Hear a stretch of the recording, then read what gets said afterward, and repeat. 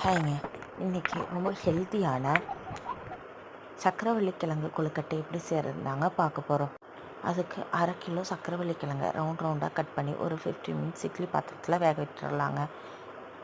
சக்கரவள்ளிக்கிழங்கு வேகிறதுக்குள்ளே நம்ம பூர்ணம் ரெடி பண்ணிக்கலாம். அதுக்கு ஒரு கடாயில் 2 டேபிள் ஸ்பூன் நெய் ஊற்றி 1/4 கிலோ வெல்லம் 2 டேபிள் ஸ்பூன் தண்ணி ஊற்றி நல்லா கரைச்சி விடலாங்க.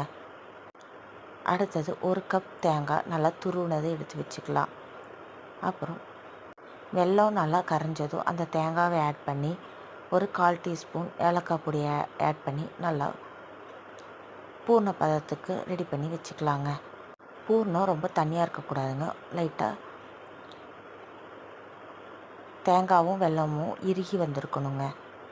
அந்த பதம் தான் சரியான பதம் பூர்ணத்துக்கு. இப்போ சக்கரவள்ளிக்கிழங்கும் வெந்துருச்சுங்க. இப்போ சக்கரவள்ளிக்கிழங்குல நம்ம தோலெல்லாம் சீவிட்டு ஒரு ஃபோர்க்கை வச்சு நம்ம நல்லா குத்தி எடுத்துக்கலாங்க.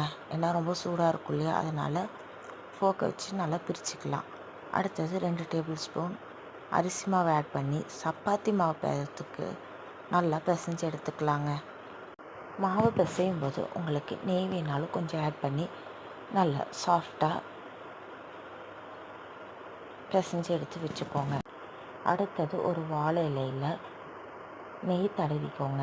அதில் உங்களுக்கு எந்த ஷேப்பில் பூரணத்தை வச்சு கொழுக்கட்டை வேணுமோ அந்த ஷேப்பில் நீங்கள் பண்ணிக்கோங்க. அதை வாழை இலையிலேயே போட்டு ரோல் பண்ணி இட்லி பாத்திரத்தில் ஒரு 8 மினிட்ஸ் நல்லா வேக விட்டிங்கன்னா நமக்கு தேவையான வாழை இலை சக்கரவள்ளிக்கிழங்கு கொழுக்கட்டை நமக்கு ரெடி ஆகிடுங்க. சாப்பிட்டு பாருங்கள், டேஸ்ட்டு சூப்பராக இருக்கும். குழந்தைங்களுக்கும் ரொம்ப பிடிக்குங்க. Thank you friends.